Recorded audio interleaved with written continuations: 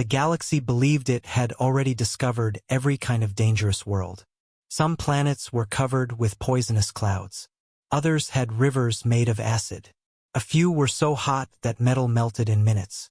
There were worlds where giant beasts ruled the land, and others where invisible hunters waited in the dark. The Galactic Federation had spent thousands of years studying them all. Every dangerous planet received a ranking. Level 1 meant safe. Level 5 meant deadly. Level 9 meant almost impossible to survive. There had never been a level 10. The Federation believed nothing could be worse. Then they found Earth. At first, the reports sounded wrong. The planet had powerful gravity. Its weather changed without warning. Its oceans hid creatures large enough to swallow ships. Its forests were filled with animals that hunted silently. Its deserts could kill travelers in hours. Its mountains froze anyone who came unprepared. Its diseases changed over time. The storms could destroy entire cities. The scientists checked the information again and again. Every report gave the same answer. Earth should not have intelligent life. No species could survive there long enough to build a civilization. Yet somehow, humans had done far more than survive. They had built cities. They had crossed oceans. They had climbed mountains. They had reached space. The Federation could not understand it. One question spread through every research station. If Earth is this dangerous, what kind of people live there? Months later, that question would finally be answered. The largest military arena in known space was completely silent. Thousands of officers filled the seats. Generals from powerful empires watched from private chambers. Scientists prepared their scanners. Reporters waited to record history. Every intelligent race wanted to witness humanity's first official military evaluation. Huge screens floated above the arena. One message appeared across every display. Welcome to the Federation's survival assessment. Another line appeared beneath it. Species under review human. Whispers quickly spread through the crowd. I heard they fight each other for fun. They come from the Deathworld. They are probably wild animals. I heard they cannot even breathe proper air. No. I heard they smile before battle. The rumors became stranger every second. Nobody knew what was true. Everyone expected something terrifying. A loud voice echoed across the arena. Please welcome the representative of Earth. The giant gate slowly opened. Heavy footsteps echoed across the floor. Every camera turned. Every scanner locked onto the entrance. Then, a single man walked inside. The crowd looked confused. He wore no shining armor, no royal uniform, no advanced battle suit, only dark combat boots, simple black clothing, an old military jacket with a small blue Earth flag on one shoulder. His hands were empty. His face looked calm. His eyes slowly moved across the arena, quietly studying everything around him. His name appeared on every screen. Commander Ethan Cole. He stopped at the center of the arena. Then he smiled politely. That simple smile made several alien officers uncomfortable. It was not the smile of someone who was afraid. It was the smile of someone completely relaxed. The chief examiner stepped forward. He belonged to one of the oldest warrior races in the Federation. He had tested hundreds of elite soldiers. None had ever looked this calm. Commander Ethan Cole. Welcome. Ethan gave a small nod. Thank you. You understand the purpose of today's examination? I do. You may face death. I know. You may suffer serious injuries. I understand. You may withdraw now if you wish. Ethan looked around the massive arena. Thousands of alien eyes watched him. Then he answered with the same calm voice. I came here to represent Earth. I have no reason to leave. For a moment, nobody spoke. The chief examiner activated the medical scanners. Blue lights surrounded Ethan's body. Numbers appeared across every monitor. Heart rate, normal. Breathing, perfectly steady. Stress level, almost zero. Fear response, not detected. Several scientists frowned. One checked the machine again. Another replaced the scanner with a newer model. The results did not change. One scientist whispered, "That cannot be correct." Another quietly replied, "The equipment has never failed." The chief examiner narrowed his eyes. "Increase the scan." More powerful sensors activated. The arena filled with bright blue light. The computers searched for hidden weapons. Nothing. Hidden armor. Nothing. Chemical stimulants. Nothing. The final result appeared. Mental condition. Completely calm. The scientists stared at each other. One quietly asked, "Does he know where he is?" Another answered, "I believe that is the problem." "He does." The strange silence became heavier. Even experienced generals shifted in their seats. Something felt wrong. Not dangerous, just impossible. The chief examiner forced himself to continue. "The first survival trial will now begin." Massive steel doors opened on the opposite side of the arena. Deep growls echoed through the chamber. The lights became red. Warning alarms started flashing. Several younger officers stepped backward. Everyone knew what was coming. A massive cage slowly rolled into the arena. Inside stood one of the deadliest creatures ever captured. It was nearly 4 meters tall. His body was covered with thick black scales.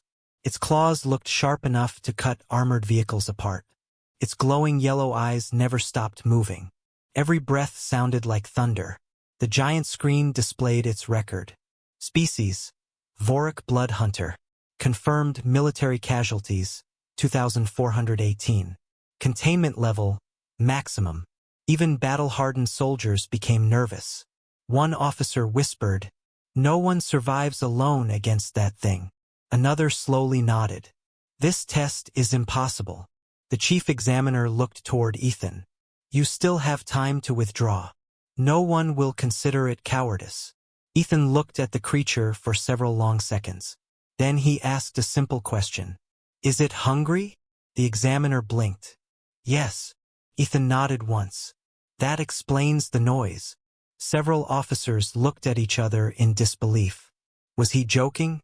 The chief examiner could not understand this human. Most warriors begged for stronger weapons before facing a blood hunter. This man asked if it had eaten. The arena speakers announced, "Containment release in 10 seconds. A countdown appeared. 10, 9, 8. Every camera focused on Ethan. He slowly rolled his shoulders. 7, 6. He stretched his neck once. 5, 4. He took one slow breath. 3, 2. The heavy locks exploded open. The monster burst from the cage with a deafening roar. Its claws smashed into the arena floor. The ground shook beneath its weight. Thousands of spectators gasped. The beast lowered its head. Its eyes locked onto Ethan. Then it charged. The distance between them disappeared in seconds. Many aliens looked away. They expected to see the human torn apart. But Ethan did not run. He did not scream. He did not panic. Instead, he quietly took one step forward. A small smile returned to his face. And in that exact moment, every experienced warrior in the arena felt something they had never expected to feel. Not fear for the human. Fear for the monster. The giant blood hunter rushed across the arena like a living storm. His claws tore deep marks into the steel floor. Every step shook the ground. Its roar echoed through the massive stadium. Thousands of alien officers watched without blinking. Many had seen this beast destroy battle tanks. Some had watched entire military squads disappear within minutes. Not one of those soldiers had survived. Yet the human still stood exactly where he was. Commander Ethan Cole did not raise a weapon. He did not shout. He simply watched the creature's movements. His eyes followed every step, every breath, every small change in its body. To everyone else, the blood hunter looked wild. To Ethan, it looked predictable. The distance closed. 30 meters. 20. 10. The monster jumped into the air. Its enormous body blocked the bright lights above. Its claws reached toward Ethan's head. Several officers closed their eyes. "This is over," one whispered. But at the last possible moment, Ethan moved. Not backward. Not sideways. He stepped forward. The blood hunter's claws missed him by only a few centimeters. The monster crashed into the floor behind him with enough force to crack the thick metal plates. A loud shockwave rolled across the arena. Gasps spread through the audience. How? Did anyone even see him move? He walked into the attack. The chief examiner leaned forward. His eyes never left the human. Interesting. The blood hunter spun around with another angry roar. His tail whipped through the air. The heavy strike could crush armored vehicles. Again, Ethan was already gone. He bent low, letting the tail pass above his head. The wind from the attack moved his jacket, but nothing more. He calmly stood up again, still breathing slowly, still completely relaxed. One scientist looked at his scanner. Heart rate. He stopped speaking. Another scientist grabbed the screen. What happened? It didn't change. What? It is exactly the same. Impossible. He's fighting one of the deadliest predators in the galaxy, and his heartbeat is still normal. Confused voices spread across the research station. The machines showed no panic, no stress, no fear. It was as if Ethan were taking a peaceful walk instead of fighting for his life. The blood hunter became even more violent. It attacked again and again. Each strike was powerful enough to break stone. Each roar became louder than the last. Yet every attack missed. Not because Ethan was faster, because he moved before the attacks happened. He watched the creature's shoulders, its hips, its breathing, its balance. Every movement told him what would come next. An older alien general slowly stood from his seat. I know that style. The officers beside him looked surprised. You've seen it before? The old general shook his head. No, but I have seen hunters on my homeworld. They never waste energy. They wait. They study. And when they finally move, it is already too late. Across the arena, Ethan kept circling the beast. He never rushed. He never smiled proudly. He simply waited. The blood hunter grew slower. His heavy breathing filled the stadium. Foam appeared around its mouth. Its attacks became less accurate. The human had not touched it once. Yet somehow, the monster looked exhausted. A young scientist finally understood. Oh no! The others looked at him. What? The human isn't fighting. He is letting the creature tire itself. Silence followed. No one had expected such patience. The blood hunter attacked one final time. It lowered its head and charged with everything it had left. Its roar shook the walls. This time, Ethan moved. One quick step. One turn. One precise strike with the side of his hand against the creature's neck. Then another strike behind one front leg. Nothing looked powerful. Nothing looked dramatic. The attacks almost seemed gentle. The blood hunter stumbled, tried to roar again. Its legs suddenly failed. The giant beast crashed onto the arena floor. The entire stadium shook. Dust rose into the air. For several seconds, nobody moved. Nobody spoke. Then the dust slowly settled. The blood hunter was still alive, but it could no longer stand. It had lost consciousness. The giant predator had been defeated. Without weapons, without armor, without killing it. The arena became completely silent. Commander Ethan looked at the unconscious creature. He slowly walked closer. Many officers became nervous. What is he doing now? Instead of celebrating, instead of posing for cameras, he gently checked the animal's breathing. Then he looked toward the examiners. It will wake up in about 15 minutes. It also has an old injury near its left shoulder. You should treat that. Several medical officers stared at him. You noticed an injury? Ethan nodded. It favored one side every time it attacked.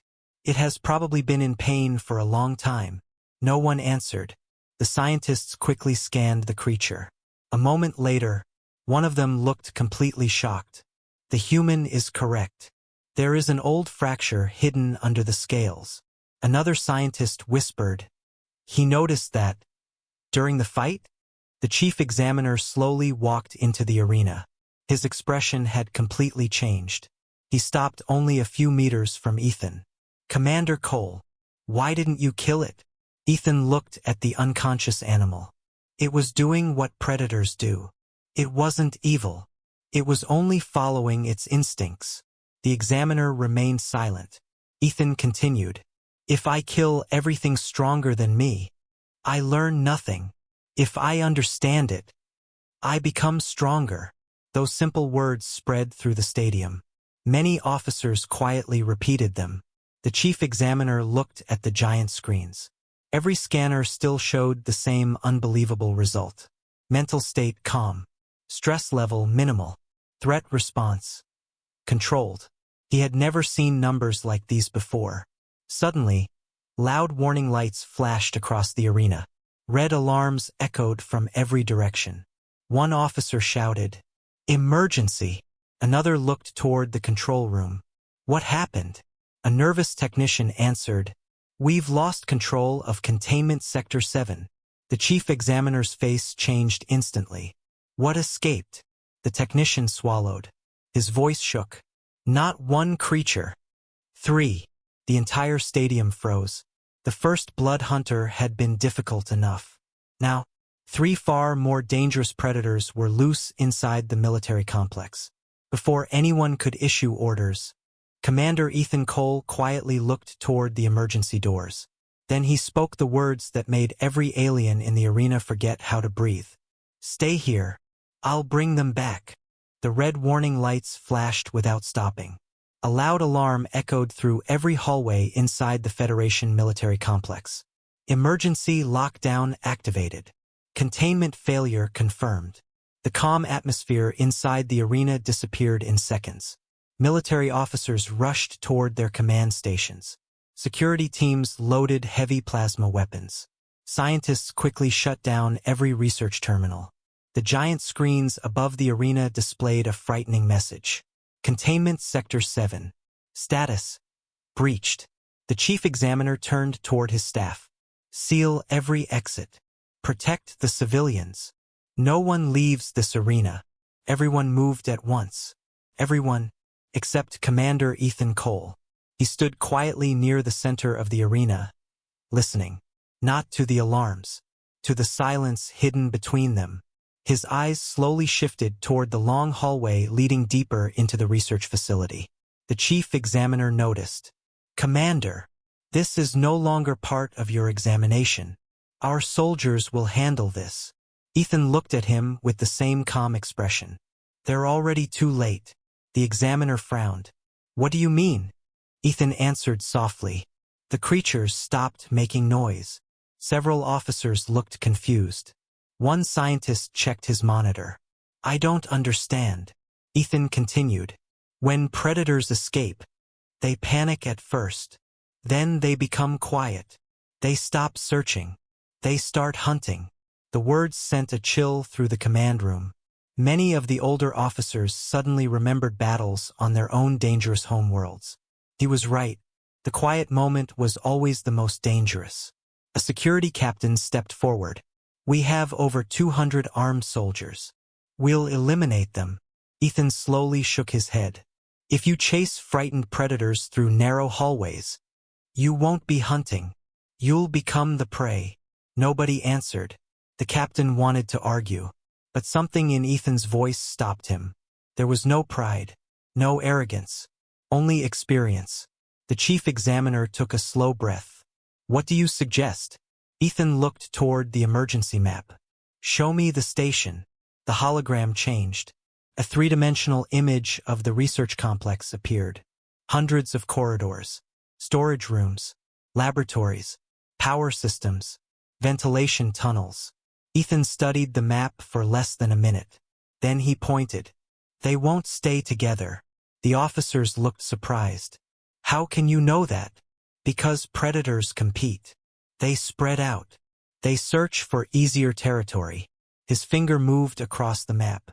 "The smallest one will head toward the food storage. The largest will search for open space. The smartest one," he paused, "will go where everyone feels safest." Silence filled the room. The security captain laughed nervously. "That's only a guess." Before Ethan could answer, a frightened voice came through the emergency radio. "Control. This is Medical Wing 3. Static interrupted the message. Then, we found one creature inside the food storage area. The captain's smile disappeared. Another transmission arrived. Hangar security reporting. The largest target is moving across Launch Bay 2. Several officers slowly turned toward Ethan. Then a third voice echoed through the speakers. We have movement near the civilian shelter. It avoided every patrol. It somehow reached the safest area. The command room became completely silent. Every prediction, correct. The chief examiner stared at Ethan. How?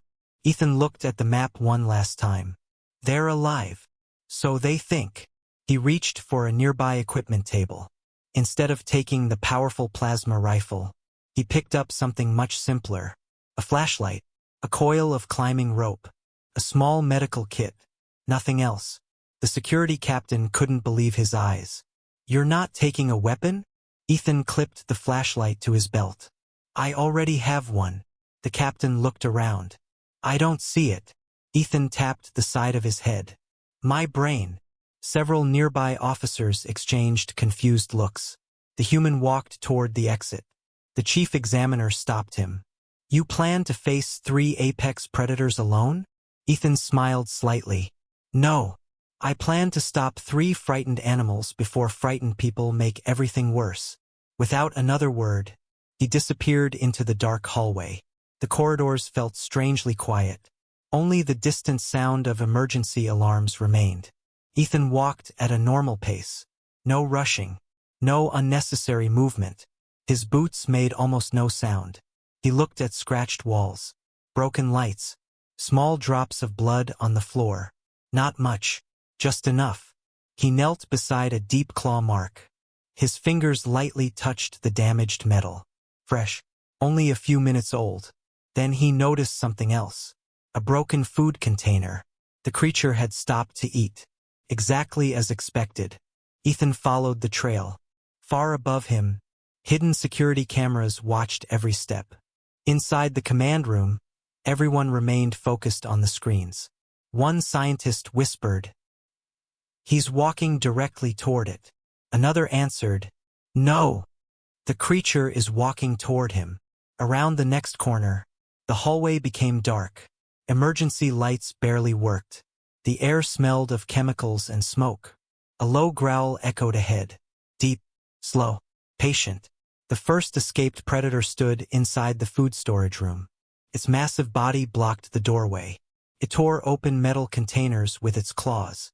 But it wasn't attacking. It was eating.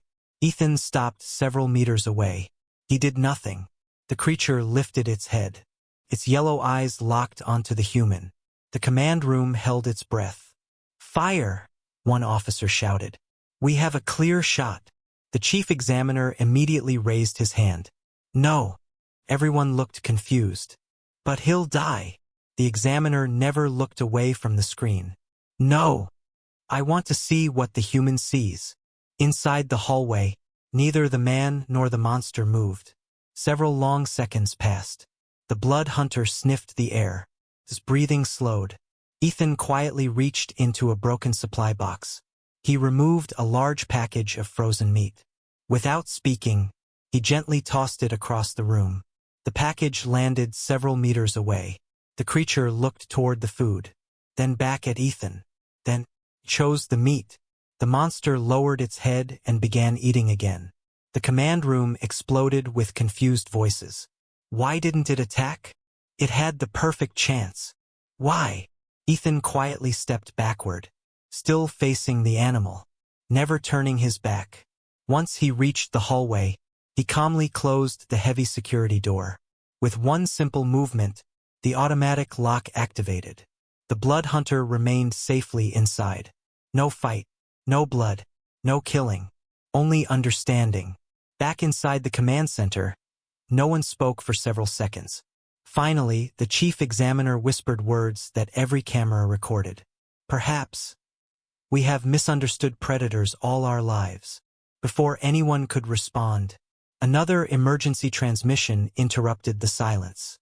The frightened voice of a young officer echoed across every speaker. "Launch Bay 2. It's not attacking our ships. A terrified pause followed. Then came the words that made every person in the station freeze. "It's waiting for someone."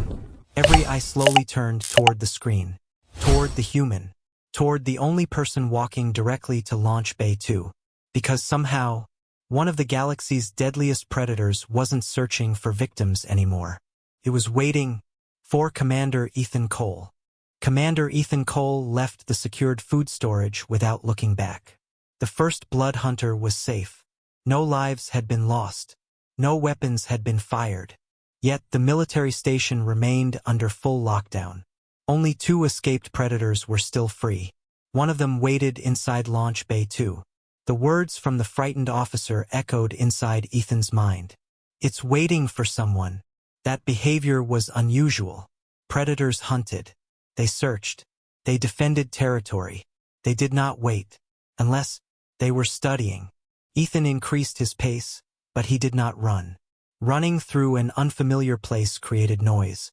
Noise created mistakes. And mistakes invited danger. The long hallway leading to the hangar was almost empty. Emergency lights painted the walls with deep red colors. Broken equipment lay scattered across the floor. A transport cart rested on its side. One metal door had been bent inward by tremendous force. Ethan stopped beside it.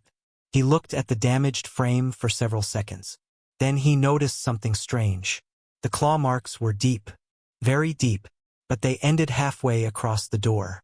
The blood hunter had enough strength to tear the entire entrance apart. Instead, it had stopped. It had chosen another path. Ethan quietly smiled.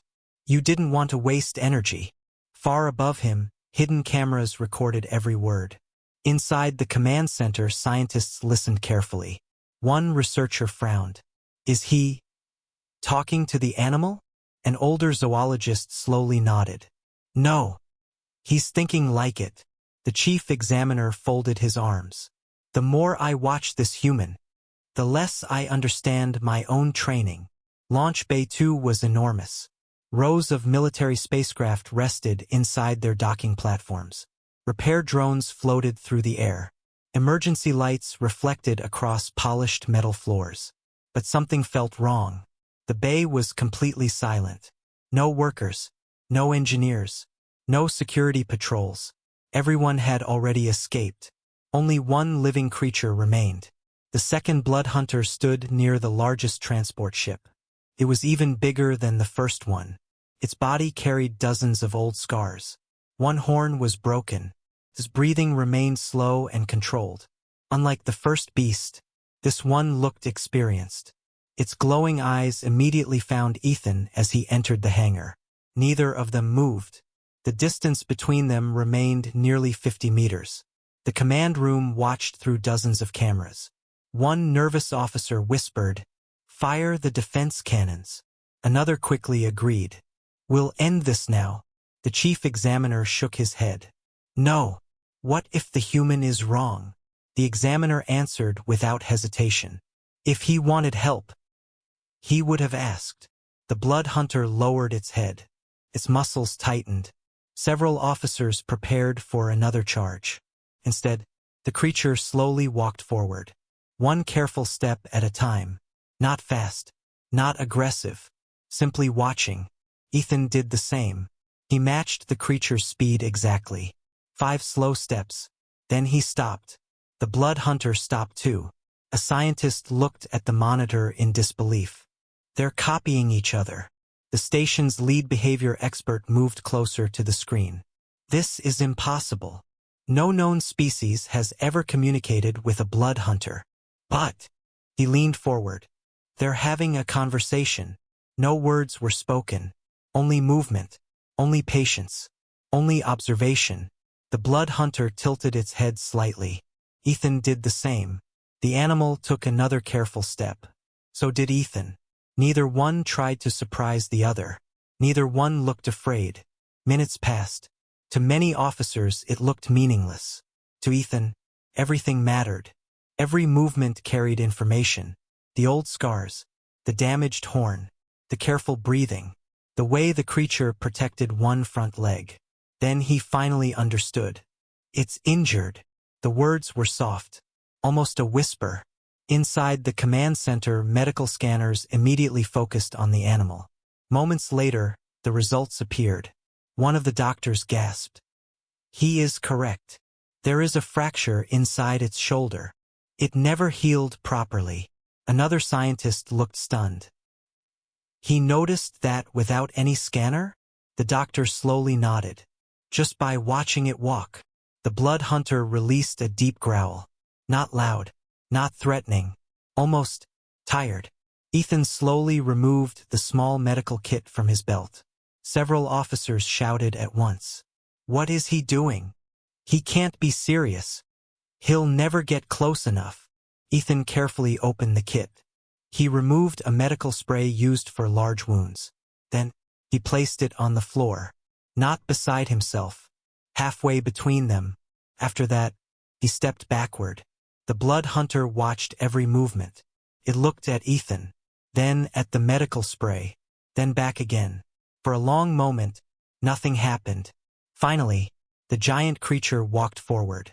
Very slowly. Its enormous claws echoed across the floor. Every officer inside the command room held their breath. The blood hunter reached the medical kit. It lowered its head. Its nose touched the spray. Then, something unbelievable happened. The creature looked toward Ethan and stepped backward. It had accepted the gift. It had also accepted the distance. Ethan smiled. Good choice. The blood hunter picked up the medical spray with surprising care. Then it quietly disappeared into an open maintenance tunnel. It did not attack. It did not roar. It simply left. The entire hangar remained untouched. The command room fell into complete silence. No one celebrated. No one even moved. The chief examiner slowly removed his gloves. During his entire military career, he had believed strength meant defeating an enemy. Today, a human had defeated danger without throwing a single punch. One scientist quietly asked, "Why did it leave?" The behavior expert answered first. Because the human gave it something more valuable than victory. What? A reason not to fight. The room became silent again. A few moments later, Ethan's communicator activated. The chief examiner's voice came through. Commander Cole, you have secured 2 escaped predators. Our soldiers are moving in. Ethan immediately replied, No, they stay back. The examiner frowned. Why? Ethan looked toward the dark ventilation tunnels. Because the third one isn't like the others. The command center instantly became alert. What do you mean? The first one was hungry. The second one was injured. The third, he paused, hasn't left a single random mark. Everyone looked at the station map. He was right. No broken walls. No destroyed equipment. No food stolen. No careless damage. Only one clean trail. The behavior expert slowly whispered, It's planning. Ethan nodded. And smart predators don't wait for opportunities. They create them. Before anyone could answer, every light inside the station suddenly went out. The screens turned black. The emergency systems failed. Darkness swallowed the entire military complex. Only one backup monitor remained active. It showed a single moving heat signature. Not running, not hiding, walking calmly toward the central command room, toward hundreds of unarmed scientists, toward the heart of the station.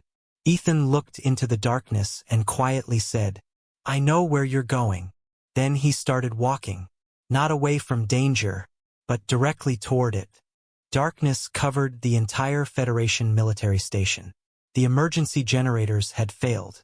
Only a few dim backup lights flickered along the corridors. The loud alarms had stopped. For the first time since the containment breach, there was complete silence. Inside the command center, hundreds of officers and scientists stood frozen. Without power, most security systems were useless. The surveillance cameras had gone offline. Motion sensors no longer worked. Automatic defense turrets were disabled. The station suddenly felt helpless. The chief examiner looked at the last working monitor. Only one red heat signature moved across the map. Slow, steady, purposeful. It was not wandering. It was traveling toward the command center. One young officer tightened his grip on his plasma rifle. "It knows where we are." No one answered, because everyone had reached the same conclusion. This creature was different. It wasn't driven by hunger. It wasn't reacting to fear. It was making decisions. Several floors below, Commander Ethan Cole walked through the dark hallway. His flashlight remained turned off. Instead, he allowed his eyes to adjust to the darkness. He moved one careful step at a time. Every sound mattered. Every shadow mattered. Every breath mattered. A loose metal panel rested against one wall. Ethan noticed fresh scratches across its surface. He crouched beside it. The marks were smooth, not violent. The creature had moved the panel quietly instead of breaking it. Ethan nodded to himself. "You don't waste energy." He continued walking. Another clue appeared. A broken security drone. It had not been crushed. His power cable had simply been pulled free. Again, no unnecessary damage. Only efficiency. Far above, inside the command room, engineers struggled to restore communication. One technician suddenly shouted, "Backup camera 21 is online." The largest screen flickered. A grainy image appeared. A long hallway. Nothing moved. Then, a massive shadow crossed the camera for less than 1 second. The officers held their breath. The image froze. One scientist whispered. "It avoided looking at the camera." Another slowly nodded. "It knows it can be watched." The chief examiner looked toward the behavior expert. "You've studied predators your entire life. Have you ever seen anything like this?" The older scientist answered honestly. "Never. This isn't acting like an animal. It's solving problems." Deep inside the station, Ethan finally reached the central junction. 4 hallways connected there. He stopped, closed his eyes, and listened, not for footsteps, for air. A slight breeze touched the left side of his face. Someone unfamiliar with survival would have ignored it. Ethan smiled. The ventilation system. The creature had entered through the air ducts. He looked upward. One vent cover hung slightly lower than the others. Fresh claw marks surrounded its edges. Without hesitation, Ethan climbed onto a maintenance crate. He quietly opened the vent. Darkness stretched ahead. Then, he saw something unexpected. A small flashlight. One used by a Federation engineer. The batteries were nearly empty. Beside it rested a food container, still unopened. Ethan gently picked it up. The seal remained intact. His expression changed. "It isn't hunting people." It ignored the food. He looked farther inside the vent. No blood, no torn clothing, no signs of struggle. The creature had passed through without attacking anyone. Behind him, his communicator came alive. The chief examiner's voice echoed softly. "Commander, we've restored partial communications. Do you have visual contact?" Ethan answered quietly. "No, but I know something." "What?" "The creature isn't looking for victims." A long silence followed. The examiner finally asked, "Then what is it looking for?" Ethan looked toward the command center's location on the map. "I think it's looking for whoever is giving orders." Inside the command room, several officers exchanged nervous looks. One captain shook his head. "That's impossible. It's just an animal." The behavior expert answered before Ethan could. "No. It removed cameras. It avoided unnecessary fights. It ignored food. It followed the safest path. If Commander Cole is right, then this predator has already identified the leadership of the station." The room suddenly felt much colder. Ethan climbed out of the ventilation shaft. Only one hallway remained between him and the command center. The emergency lights flickered once, then became steady. Enough light now filled the corridor to reveal something unusual. The floor was clean. Too clean. No scratches. No broken equipment. Nothing. Ethan stopped immediately. His eyes slowly scanned the walls, the ceiling, the corners. Then he noticed it. A tiny reflection. 2 golden eyes watched him from above a support beam nearly 6 meters high. The third blood hunter had been there the entire time, completely silent, completely still. If Ethan had taken one more step without looking, the creature could have attacked from above. Instead, both hunter and human simply watched each other. The blood hunter slowly climbed down. Its movements were smooth, almost graceful. Unlike the others, its body was slimmer. Its claws were longer. Its eyes never blinked.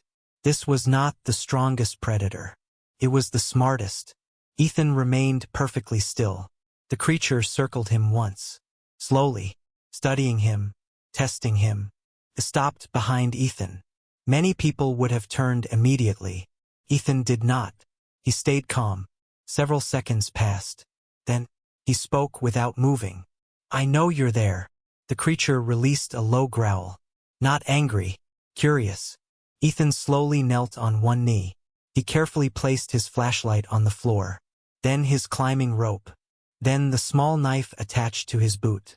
One by one, he placed every tool out of his hands. Inside the command center, panic spread. Why is he disarming himself? He's defenseless. The chief examiner quietly replied, "No." He's showing trust. Back in the hallway, the blood hunter stepped closer. Only 2 meters remained between them. Its nose moved gently through the air. It smelled the human. It smelled no fear, no panic, only calm. Ethan slowly extended one empty hand. Not toward the creature's face, toward the floor. A gesture that carried no challenge. The giant predator stared for several long moments. Then, it did something no scientist had ever recorded. The blood hunter lowered its head. Not in surrender, not in defeat, in recognition. The command center erupted into stunned silence. The behavior expert could barely breathe. "I don't believe this," the chief examiner whispered. "What just happened?" The old scientist answered with trembling voice.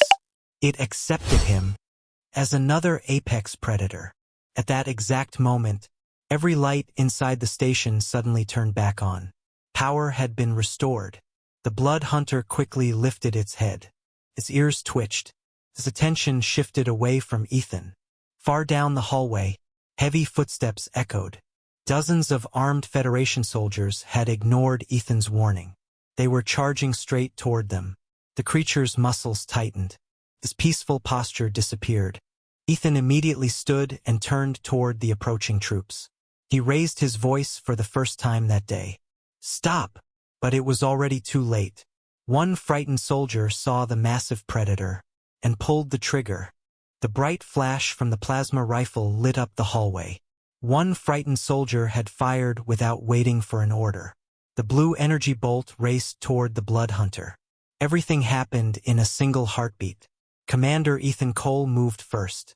He stepped between the soldier and the creature. His hand struck the rifle upward. The plasma blast slammed into the ceiling instead of the predator. Pieces of metal rained onto the floor. The hallway echoed with silence. Every soldier froze. The blood hunter tensed, ready to attack. Its muscles tightened. His claws dug into the steel floor. One wrong move, and the hallway would become a battlefield. Ethan slowly raised one empty hand. "Easy." His voice remained calm. The predator never looked away from him. Several seconds passed. Then, little by little, the creature relaxed. His claws loosened. His breathing slowed. The soldiers could hardly believe what they were seeing. The chief examiner arrived with another security team only moments later. He stopped as soon as he saw the scene. A human standing peacefully between dozens of armed soldiers and one of the galaxy's deadliest predators. No one dared to move. Finally, Ethan spoke without taking his eyes off the blood hunter. "Lower your weapons." One captain immediately protested. "Commander, that's impossible. If it attacks." Ethan interrupted him. "If you point weapons at something that already feels trapped, you give it only one choice." The chief examiner slowly looked at his officers. Then he gave an order no one expected. "Lower every weapon." The hallway filled with hesitation. One by one, plasma rifles pointed toward the floor. The blood hunter watched carefully. It noticed everything. His breathing became steady again. Then it did something remarkable. It slowly stepped backward. Not out of fear, out of trust. The tension disappeared. For the first time since the containment breach, no one felt like fighting. Hours later, the station returned to normal operation. All 3 blood hunters were safely secured. None had been killed. No civilians had lost their lives. Only a few damaged walls and broken machines remained as proof that anything had happened. Across the Federation, the recordings spread faster than any military report in history. Scientists watched them. Generals studied them. Political leaders replayed every second. Everyone expected to witness a display of human strength. Instead, they saw something far more dangerous: understanding. The following morning, the Federation Council called an emergency meeting. Representatives from hundreds of civilizations filled the Grand Assembly Hall. The atmosphere was unlike any meeting before. Some leaders still believed humans were too dangerous. Others believed they had just discovered the galaxy's greatest ally. At the center of the chamber stood Commander Ethan Cole. He wore the same old military jacket, the same calm expression. Nothing about him had changed. The Federation High Chancellor stood. For thousands of years, our military doctrine has been simple. When danger appears, destroy it. He looked toward Ethan. Yesterday, you ignored that doctrine. You protected our people. You protected our soldiers. And, he paused, you even protected the predators. The hall remained silent. The Chancellor continued. We have only one question. Why? Every camera focused on Ethan. He thought quietly before answering. When I arrived here, many believed humans survived because we were stronger. He slowly shook his head. That isn't true. We survived because we learned. He looked around the chamber. On Earth, every forest teaches patience. Every mountain teaches respect. Every ocean teaches humility. Every mistake teaches survival. He smiled gently. If we destroyed every dangerous thing we met, we would never have understood the world. The assembly listened without interruption. Ethan continued. A predator is not evil. It hunts because it must. But intelligence gives us a choice. We decide whether strength becomes destruction or protection. No one spoke. Many leaders lowered their heads. For the first time, they realized they had misunderstood humanity. They had measured strength by weapons. Humans measured strength by responsibility. The chief examiner stepped forward. His proud military voice carried through the chamber. I have trained soldiers for over 80 years. I believed courage meant defeating an enemy. He turned toward Ethan. You showed me something greater. The strongest warrior is the one who knows when victory does not require violence. The entire assembly rose to its feet, not because protocol demanded it, because respect did. The applause continued for several long minutes. Several weeks later, the blood hunters were transferred to a protected wildlife sanctuary on an uninhabited world. Instead of becoming military test subjects, they were allowed to live freely. The Federation officially ended its combat experiments on intelligent predators. New training manuals were written. Every military academy added a new lesson to its first chapter. Contained only one sentence. Never confuse calm with weakness. Young cadets across the galaxy asked where that lesson came from. Their instructors always gave the same answer. From the first human who reminded us that wisdom wins battles long before weapons do. Years passed. Earth officially joined the Galactic Federation. Many expected humans to dominate the military. Instead, they became explorers, rescue specialists, engineers, teachers, doctors, peacekeepers. Whenever disaster struck on a distant world, human ships were often the first to arrive. Slowly, one sentence spread from planet to planet. Parents taught it to their children. Captains repeated it to their crews. Leaders remembered it before making difficult decisions. The sentence became part of galactic history. Earth doesn't raise prey. It creates predators who protect life instead of feeding on fear. And that was the truth the galaxy would never forget. Not because humanity possessed the biggest weapons. Not because it won every battle.